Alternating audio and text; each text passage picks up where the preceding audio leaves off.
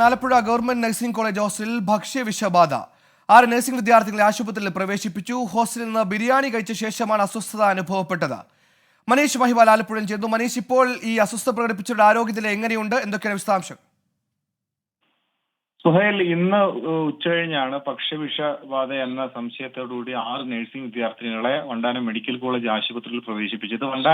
ആലപ്പുഴ വണ്ടാനത്ത് തന്നെയുള്ള government nursing കോളേജിലെ വിദ്യാർത്ഥിനികളായ കരുനാഗപ്പള്ളി സ്വദേശിനി എലിസബത്ത് ജെയിംസ്, തിരുവനന്തപുരം സ്വദേശിനി ഭവ്യ, ആലപ്പുഴ സ്വദേശിനി ആർച്ച, എറണാകുളം സ്വദേശിനി അനുഗ്രഹ, കോഴിക്കോട് സ്വദേശിനി എമി, എറണാകുളം സ്വദേശിനി ദേവി എന്നിവരെയാണ് ആശുപത്രിയിൽ പ്രവേശിപ്പിച്ചത്. പിന്നീട് ഇവർ ഈ ഉച്ചഭക്ഷണം കഴിച്ച ഹോസ്റ്റലിൽ നിന്ന് കഴിച്ച ബിരിയാണിയാണോ ഇത് എന്നുള്ള സംശയമുണ്ട്. എന്താണെന്നുള്ളത് സ്ഥിരീകരിച്ചിട്ടില്ല. ഭക്ഷ്യവിഷബാധയാണെന്നുള്ള കാര്യം സ്ഥിരീകരിക്കുന്നുണ്ട്. ഏത് ആഹാരമാണെന്നുള്ള കാര്യത്തിൽ വ്യക്തത വന്നിട്ടില്ല. പക്ഷേ ഈ ജില്ലയിലടക്കം പക്ഷിപ്പനി ഉണ്ട്. അതുകൊണ്ട് തന്നെ ഈ ചിക്കൻ ബിരിയാണി ആണെങ്കിൽ അത് ആ രീതിയിലുള്ള കാര്യമാണോ നടക്കുന്ന കാര്യങ്ങൾ ഡോക്ടർമാർ വ്യക്തമാക്കേണ്ടതുണ്ട്.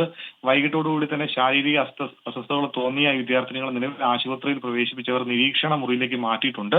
ഈ എന്ത് കഴിച്ചതാണ് ഭക്ഷ്യവിഷാദം ഉണ്ടാകാനുള്ള കാരണം എന്നതാണ് ഇനി അറിയേണ്ടത്. സുധീർ. ശരി, മനീഷ് മഹിബാലാണ് വാർത്തയുടെ വിശദാംശങ്ങൾ നൽകി.